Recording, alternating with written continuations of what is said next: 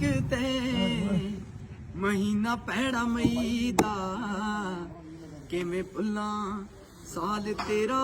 जिंदगी चों गई दा किवें भुल्लां साल तेरा जिंदगी चों गई दा स्टेशन भी याद आउंदा बहुत लुधियाने दा कट्ठियां दा दिल्ली नूं शताबदी च जाने दा सौं खा लई उदों दे ट्रेन च नी बईदा किवें भुल्लां साल तेरा जिंदगी चों गई दा है चुप चाप खड़ी सुखपाल चेते आउंदी ए दूरों दूरों सासरी अकाल चेते आउंदी ए